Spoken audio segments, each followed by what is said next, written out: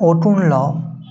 तो आज के क्लास में ओटून्स लॉ पढ़ते हैं और ये अमेरिकन कॉन्टेस्ट में शुरुआत में दिया गया था। तो उसमें बोला जा रहा था कि अमेरिका में अगर अनएम्प्लॉयमेंट 8% कम होता है तो वृद्धि दर 2.5% बढ़ता है। अनएम्प्लॉयमेंट मतलब बेरोजगारी 8% रेट से कम होता है तो ग्रोथ जो होता है वो 2.5% बढ़ता है। तो ओटून्स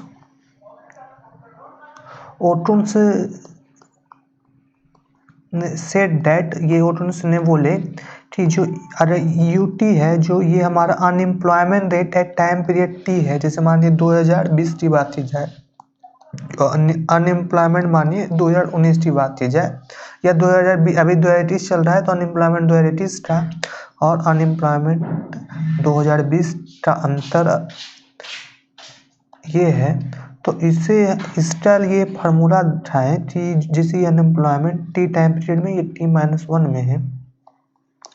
तो ये कुछ इस तरह से रिलेशन शो करता है 0.4 इंटू जी बाई -3%। यहाँ जो जी बाई है एक्चुअल रेट ऑफ ग्रोथ है। ये ओटून्स ने फार्मूला दिए थे, ये है actual rate of growth.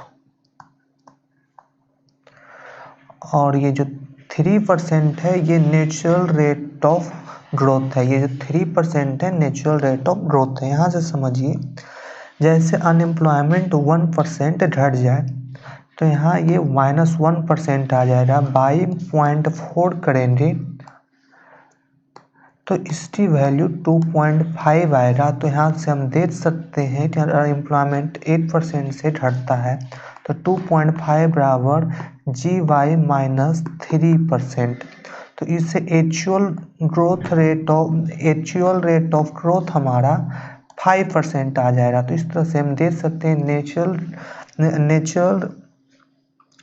Natural rate of growth है जो हमारा 3% है, उससे 2% ज़्यादा हमारा एक्चुअल रेट ऑफ ग्रोथ हुआ है अगर अनएम्प्लॉयमेंट 1% से कम हो जाता है। अनएम्प्लॉयमेंट 1% से कम हो जाता है। तो इसी का जनरलाइज्ड वर्जन जो है कुछ इस तरह से बनाया गया है। ut-1 बराबर -beta into growth rate of output, actual rate of growth minus G Y bar natural rate of growth. ये हमारा एक्चुअल रेट ऑफ ग्रोथ है और ये हमारा नेचुरल रेट ऑफ ग्रोथ है। ये हमारा नेचुरल रेट ऑफ ग्रोथ है। ये जनरलाइज्ड वर्जन ओटून्स का दिया गया है जो किसी भी कंट्री पर अप्लाई हो सकता है। तो ये किस तरह अप्लाई हो रहा है ये देखिए। तो सबसे पहले किसी भी कंट्री का नेचुरल रेट ऑफ ग्रोथ पता करना होगा। सबसे पहले किसी भी कंट्री का नेचुरल रेट ऑफ ग्रोथ पता करना पड़ेगा। तो ये क्या होता है? तो ये नेचुरल रेट ऑफ ग्रोथ ये दो कारणों से होता है। एक टेक्नोलॉजिकल कोफिशिएंट के कारण नेचुरल रेट बदलता है और दूसरा लेबर फोर्स का बदलाव होता है। जैसे पॉपुलेशन का बदलाव हो रहा है तो लेबर फोर्स का भी बदलाव हो रहा है, तो उस कारण नेचुरल रेट ऑफ ग्रोथ होता है।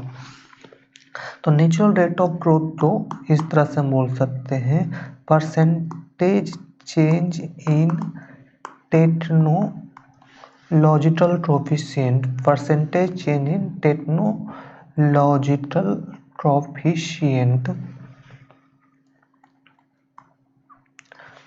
Plus percentage change in labour force.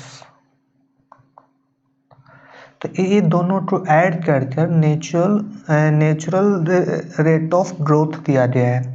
इसे इस तरह से भी समझ सकते हैं जैसे न्यूक्लास्टल में हमने पिछले क्लास में माना था कि और जो हमारा प्रोडक्शन फंक्शन है बाई बराबर AL है और इसे हम डिफ्रेंशिएट करें बाई के रिस्पेक्ट में, लॉर्ड लेटर पहले इसे डिफ्रेंशिएट करें तो लॉर्ड स्टार लेंगे तो लॉर्ड बाई बराबर लॉर्ड ए प्लस लॉर्ड यल हो जाएगा। और इसे हम डिफ्रेंशिएट करते हैं विथ रिस्पेक्ट टू टाइम, तो हमारा लॉर्ड वाई को डिफ्रेंशिएट करेंगे तो इस तरह से 1/y into D Y by D T आ जाएगा। और लॉर्ड ए में 1/a into lord D A by D T आ जाएगा, प्लस ये लॉर्ड यल है तो ये 1/l इंटू लॉर्ड यल, यहाँ पर 1/l into D L by D T आ जाएगा। हमने प्रोडक्शन फंक्शन में बताया था न्यू क्लासिकल में कि ए टेक्नोलॉजिकल कोफिशिएंट होता है और यल लेबर है, तो ये प्रोडक्शन फंक्शन बाई बराबर एल बताया था। अब यहाँ पर देखिए D Y by D T हमारा क्या है, तो D Y by D T हमारा change of output with time है। आउटपुट पर ईयर में क्या चेंज हो रहा है वो D Y by D T से पता चल जाएगा। और नीचे हमारा पेस में पिछले साल का आउटपुट है, तो इससे हमें क्या पता चल रहा है, इससे पता चल रहा है परसेंटेज चेंज इन आउटपुट। देख सकते हैं ये टर्म हमारा परसेंटेज चेंज इन आउटपुट है और ये इक्वल आ रहा है percentage change in technological coefficient. यही चीज़ देखिए यहाँ पर देख सकते हैं, हमने यही माना नेचुरल रेट ऑफ ग्रोथ में percentage change in technological coefficient यहाँ लिख देंगे, प्लस ये हमारा percentage change in labour force है। तो सबसे पहले ये जानिए कि percentage change in labour force, percentage change in labour force ये जो होता है परसेंटेज चेंज इन पॉपुलेशन का बराबर तो नहीं होता है, क्योंकि population change in percentage change in population अगर आज चेंज हुआ है तो percentage change in labour force 10-15 साल के बाद होता है, 20 साल बाद होता है। तो ये चेंज इन लेबर फोर्स एक टाइम लैग के साथ होता है। तो ये लेकिन मैक्रो इकोनॉमिक्स में थ्योरी के लिए ये दोनों को बराबर माना जा सकता है। अब आगे देखिए, हमने जनरलाइज्ड वर्जन ओटून्स लॉ को इस तरह लिखा था, ये unemployment rate time period T में, ये t-1 में into minus B into G Y actual rate of growth minus natural rate of growth. तो इसका मतलब क्या है ये देखिए, ये बता रहा है कि अगर अनएम्प्लॉयमेंट 8% से कम होता, अनएम्प्लॉयमेंट 8% से कम होता है तो हमारा जो एक्चुअल रेट ऑफ ग्रोथ जो होगा वो नेचुरल रेट ऑफ ग्रोथ से 1/β% ज़्यादा होगा। मतलब एक्चुअल अगर 1% से अनएम्प्लॉयमेंट कम होता है तो जी वाई टी जो वैल्यू होगी, जी वाई टी जो वैल्यू होगी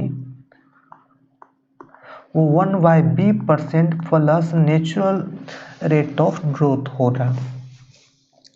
तो इसमें हम देख सकते हैं अगर हमारा ग्रोथ रेट पता करना है तो उसके लिए हमें बीटा की वैल्यू पता करना पड़ेगा। ग्रोथ रेट पता करना है तो उसके लिए हमें बीटा की वैल्यू पता करना पड़ेगा। तो ये किस तरह पता चलेगा ये समझते हैं। तो ये बोलते हैं कि जो अगर किसी भी इकोनॉमी का पिछला साल का अगर हम डेटा लें तो हमें किसी भी कंट्री का, जैसे हम UT-1 देखेंगे पिछला साल का कंट्री का, उसके बाद जी वाई बार देखेंगे और जी वाई हम देखते हैं पिछला साल के कंट्री का। जैसे जी वाई बार तो हम नेचुरल रेट ऑफ ग्रोथ से यहाँ से हम कैलकुलेट कर सकते हैं और एक्चुअल रेट ऑफ ग्रोथ हर साल का हमें पता रहता है, पिछला साल का हम देखेंगे तो किसी भी कंट्री का हमें हमारा बीटा बार पता चल जाए, बीटा पता चल जाएगा, ये बीटा कोएफिशिएंट किसी भी कंट्री का पता चल जाएगा। तो जब बीटा किसी भी कंट्री का पता चल जाएगा तो हम बोल सकते हैं कि अगर 8% अनएम्प्लॉयमेंट किसी का देश का कम होता है तो उस समय उसका growth rate 1/b% into normal natural rate of growth होता है। अब आगे देखिए, अब हम इसको फिलिप कर्व से इसको शामिल कर देते हैं। ओटून्स लॉ और फिलिप कर्व को मिला देते हैं तो देखिए क्या होता है। ओटून लॉ और फिलिप कर्व को मिला देते हैं तो देखिए क्या होता है, ये समझते हैं। तो सबसे पहले जैसा फिलिप कर्व को देख लेते हैं तो फिलिप कर्व कुछ इस तरह है। फिलिप कर्व कुछ इस तरह आता है। ये हमारा ऑगमेंटेड फिलिप कर्व है। एक्सपेक्टेशन ऑगमेंटेड फिलिप कर्व होता है। तो उसमें आप पढ़िएगा या पिछले क्लास में पढ़िएगा या किसी दूसरे लेक्चर में हम अपलोड करेंगे अगर फिलिप कर्व का, तो उसमें हम देखेंगे कि अगर अनएम्प्लॉयमेंट लेस देन पिछला साल, मतलब जैसे अनएम्प्लॉयमेंट टी टाइम पीरियड का हम बात करें, अगर ये नेचुरल रेट ऑफ अनएम्प्लॉयमेंट से कम होता है तो फिलिप कर्व में ये दर्शाया गया है कि जो इन्फ्लेशन होता है, इन्फ्लेशन को पाई से डिनोट करते हैं, ये होता है, ये हमारा यन होता है। तो वो उसमें बताया जाता है कि अगर हमारा यूएन का वैल्यू कम होता है, अनएम्प्लॉयमेंट की वैल्यू कम होता है, तो वर्कर है वो उनका जो बार्गेनिंग कैपेसिटी होता है वो बढ़ जाता है और इसके कारण वो ज़्यादा प्राइस डिमांड करते हैं, ज़्यादा वेज डिमांड करते हैं। और जब ज़्यादा वेज डिमांड करते हैं तो जो फर्म है वो प्राइस बढ़ा देता है। तो वो यही बोला जा रहा है कि जब भी नेचुरल रेट ऑफ अनएम्प्लॉयमेंट से अनएम्प्लॉयमेंट कम होता है तो इन्फ्लेशन हो जाता है, बढ़ जाता है। और अभी हमने ओटून्स लॉ में पढ़ा थे, ओटून्स लॉ में हम पढ़ते हैं कि अगर हमें ग्रोथ चाहिए, देखिए अगर हम 1/β% से ग्रोथ रेट करते हैं तो हमारा अनएम्प्लॉयमेंट 1% से कम होना पड़ेगा। अगर हम 1/β% नेचुरल रेट ऑफ ग्रोथ से ज़्यादा हम ग्रोथ करना चाहते हैं, 1/β% plus natural rate of growth इतना ग्रोथ करना चाहते हैं तो हमें अनएम्प्लॉयमेंट कम करना पड़ेगा। और देखिए फिलिप्स टर्म क्या बोल रहा है, अनएम्प्लॉयमेंट जब हम कम करते हैं, अनएम्प्लॉयमेंट जब कम करते हैं तो इन्फ्लेशन बढ़ जाता है, इन्फ्लेशन बढ़ जाता है। लेकिन ये हमने अभी ये पूरा समझा कि अगर हमें ग्रोथ करना है तो उसका एक ट्रेड ऑफ हो रहा है इन्फ्लेशन से, मतलब बिना इन्फ्लेशन के हम ग्रोथ नहीं कर सकते हैं।